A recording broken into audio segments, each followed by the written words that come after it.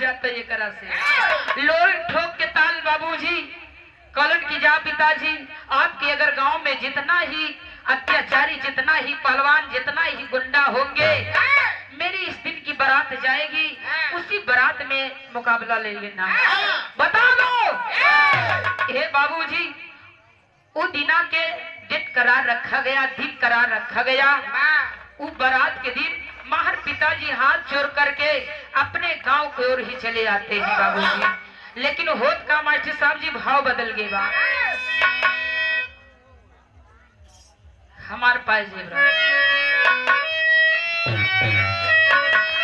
अरे उड़ने क्या उड़ने और जहाजियों मंगाता हमारे पाई से बड़ा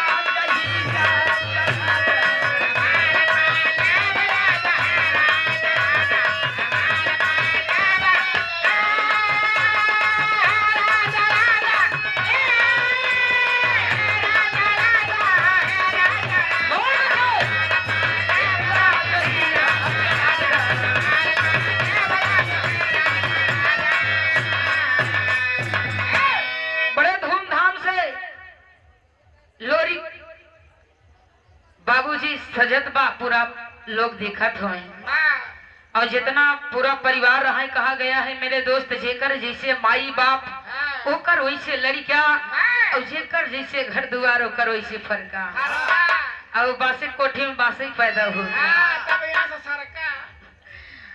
बाबूजी लोरी तैयार होता और जितना सब बराती हैं जनते अहरे के गोदी कितना ठोस होता बाबूजी। लेकिन कहना बा अरे हाँ यही नीना पे पहुँचल अरे हाँ यही नीना पे पहुँचल अरे गजची धराती चले बिचुआ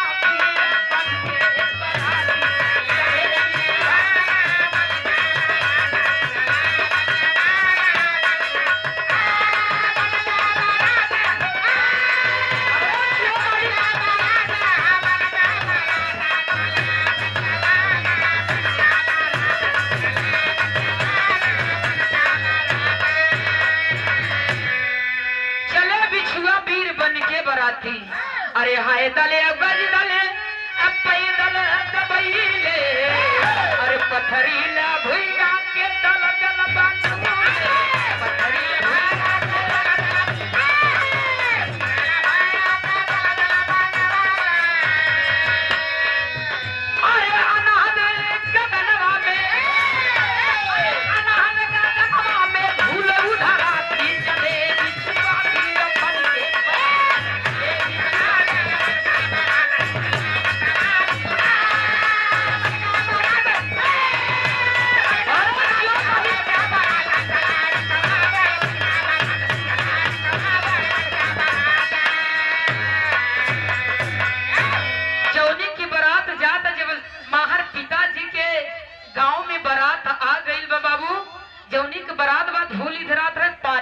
जात बा।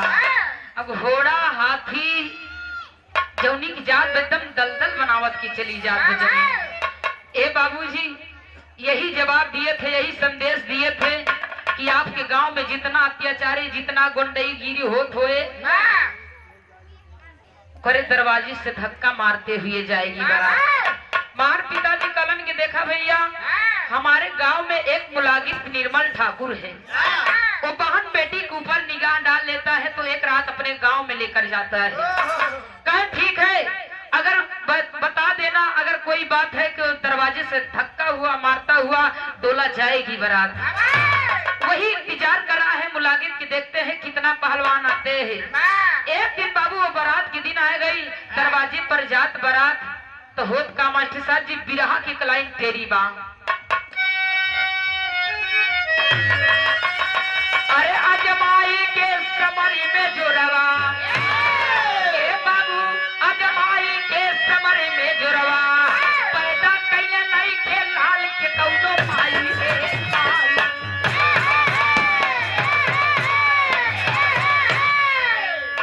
लेकिन चौक के लाइन में कहना है अरे बात है के बीरनिया जोधा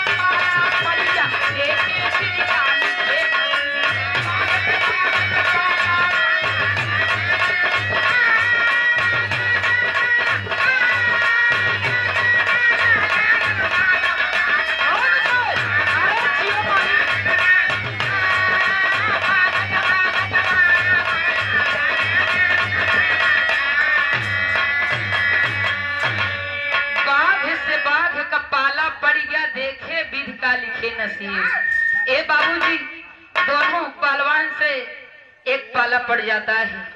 और दिन विदाई, जब शादी ब्याह दुबरा चार भइल बाबू, तो सुबेरे विदाई सोचत हवे, तो लोरी सोचत हो क्यों पहलवान मिला उला आई बा, लेकिन विदाई के समय में देखा सोचत है इधर बुलागी देख चौराहा पर अपन फौज सजान बा, लेकिन दरवाजा उकर बंद हो गया बा। यह लोरी के संदेश देवाए रहा कि जे अगर आपके गांव में पहलवान या गुंडई गिरी होत होए तो लोरी के बारात जाए वही दिन मिल ले बारात में। हे बाबूजी, अपन फौज सजाए के चौराहा पर जना रखे बा मुलागित, लेकिन दरवाजों के अंदरवा एक निर्मली और मुलागित रहे और अपना का बहुत पहलवान लगावत रहे बाबू। तो करे काम आचे साहब जी, सुबह जब विदाई होने के समय हो रहा है तो मुलागित पहलवान इंतजार कर रहा है कि जल्दी से मंजरी की विदाई हो, हम डोला अपने गांव लेकर आई। कहा हुआ मास्टर साहब जी, भाव बदलत बा।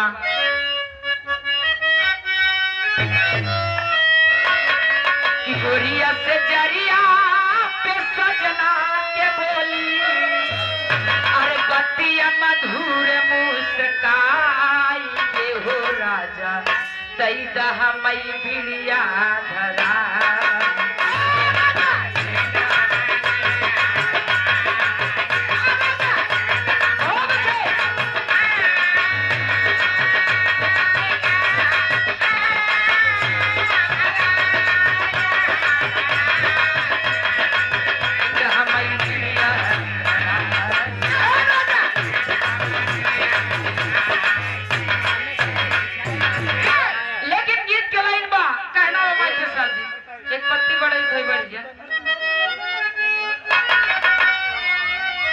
अरे डोलिया के वरिया में दर्रत ले गई ले, विदाई के समय में मंजरी के डोला लोरी बा और दर्रत ले गए, ठोकते हैं उस दरवाजे में। अरे डोलिया के वरिया में दर्रत ले गई ले, अरे लोरी के दबंग बालकारिया होलिए हाथे में तलावरिया।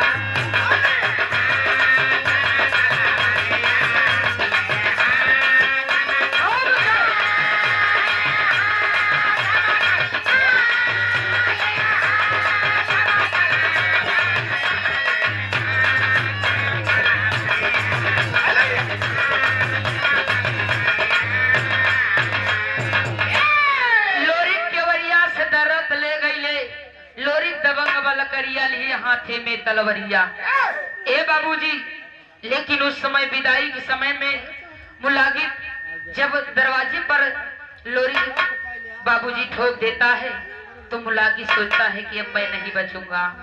तो होता क्या है मास्टर साहब जी, रंपा के ही भेजता है तो रंपा ही लड़ने के लिए जाता है, लेकिन कलन भाव बदलता मास्टर साहब। पापड़ की लाइन में कहना बा,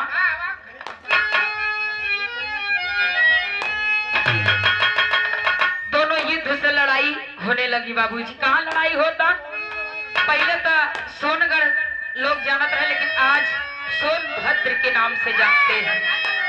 ए बाबूजी, दोनों युद्ध में लड़ाई होने लगी।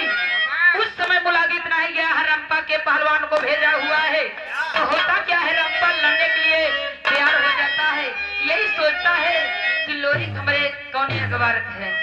तक लोरी रंपा की करत बका, अरे मार के लाठी तोड़ दिया करिया दैया रे दैया, रंपा भागल करत की बप्पा दैया दैया रे दैया।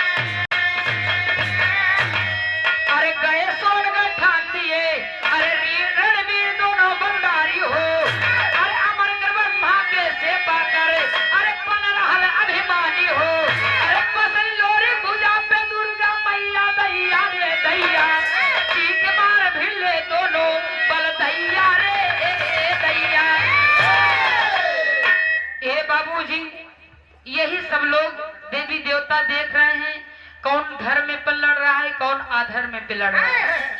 लेकिन ब्रह्मा के वरदानी रहे ई जौन मुलागित बाबूजी, और दुर्गा के वरदान लोरी के रहे।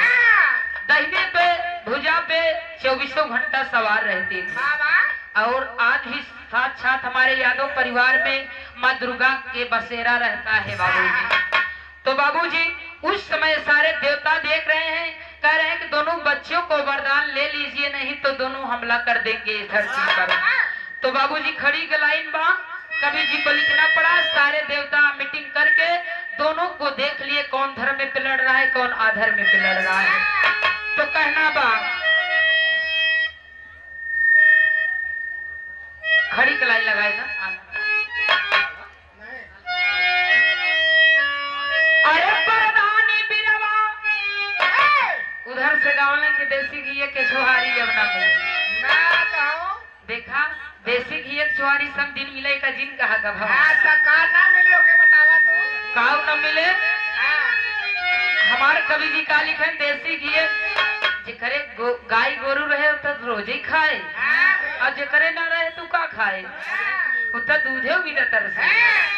ये न मिले सुना, अरे बना मिले भाई आयम न मिले, कर मर गई मातारी।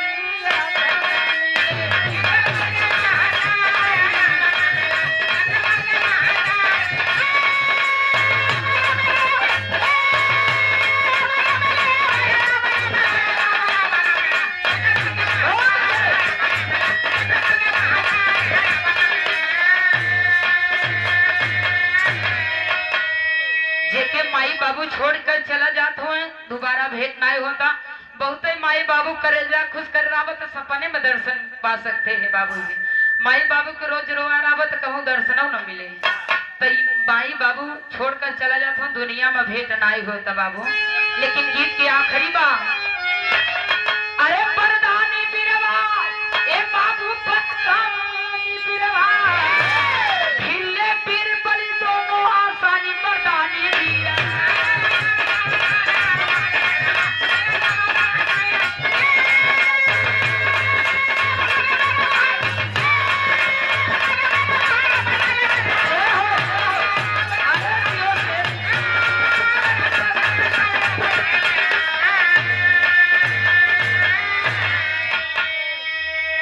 ब्रह्मा के वरदान रहे मुलागित के बाबूजी, लेकिन इधर माई दुर्गा के साथ साथ सवार रहे लोग। देवी देवता करके इकट्ठा हो करके दोनों को आशीर्वाद दिए कि बेटा जाइए।